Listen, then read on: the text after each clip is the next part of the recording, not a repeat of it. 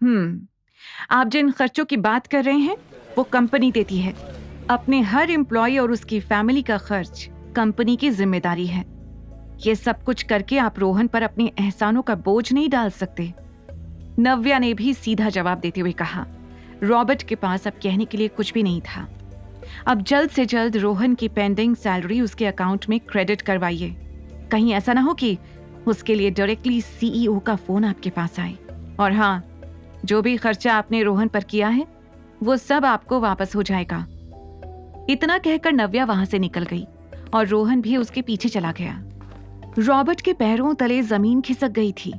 उसने अपनी इस तरह की हार सपने में भी नहीं सोची थी। बाहर आते ही रोहन को ऐसा लग रहा था जैसे सालों बाद उसने खुली हवा में सांस ली है। Thank you. मुझे समझ नहीं आ रहा है कि मैं आपको थैंक्स कैसे कहूँ। आपने मुझे वहां से निकाला है जहां से निकलने की उम्मीद मैंने छोड़ ही दी थी। हाँ, रोहन ने गहरी सांस लेते हुए कहा। No need Rohan, you deserve this freedom.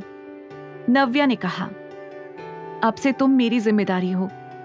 हमें अब पुरानी बातों को छोड़कर सिर्फ काम पर ध्यान देना है। तुम्हारी सारी पेंडिंग सैलरी कुछ ही दिनों में आ जाएगी। ये एक फॉर्म है, इसे भर के कल तक मुझे दे देना। और हाँ, सुबह 10 बजे आ जाना। Don't be late.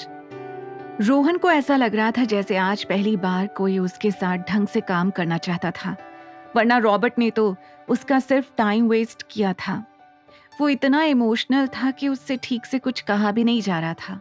नव्या से थोड़ी देर बात करने के बाद वो समझ गया था कि अगर उसे रॉबर्ट से कोई आजाद करवा सकता था तो वो थी सिर्फ नव्या।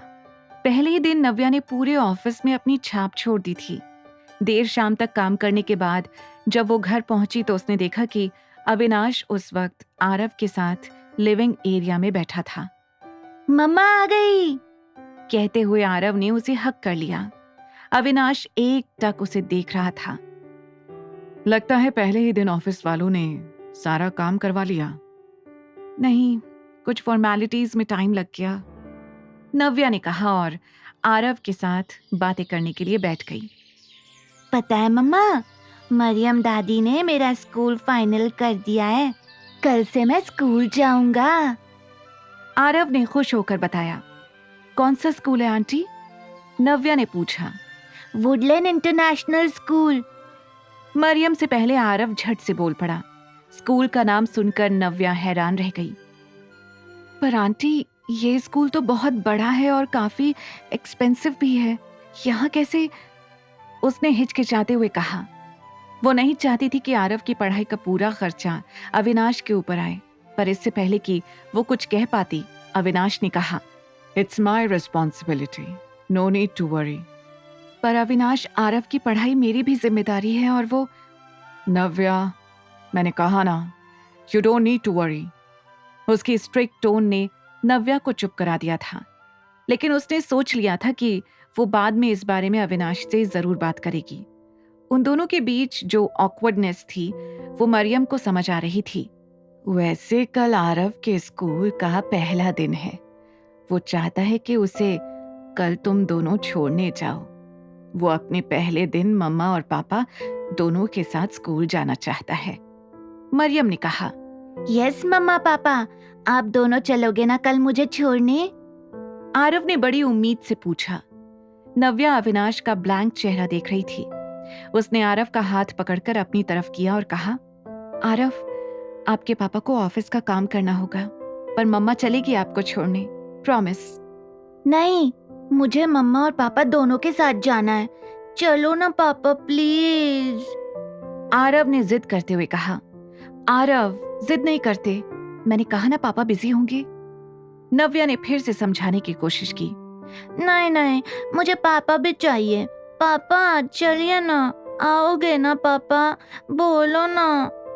आरव ने एक ही सांस में रटना शुरू कर दिया। हाँ कह देना, बच्चा इतना जिद कर रहा है। मरियम ने कहा। ठीक है, चलूंगा, अपने बड़ी को छोड़ने मैं चलूंगा, कहकर अविनाश ने आरव को गोद में उठा लिया।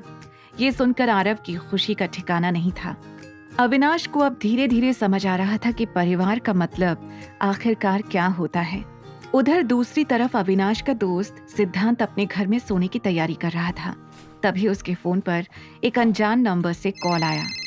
आगे की कहानी जानने के लिए देखें अगला एपिसोड सिर्फ पॉकेट FM के YouTube चैनल पर और द रिटर्न के सारे एपिसोड्स को सुनने के लिए डिस्क्रिप्शन में दी लिंक से डाउनलोड करें पॉकेट FM ऐप।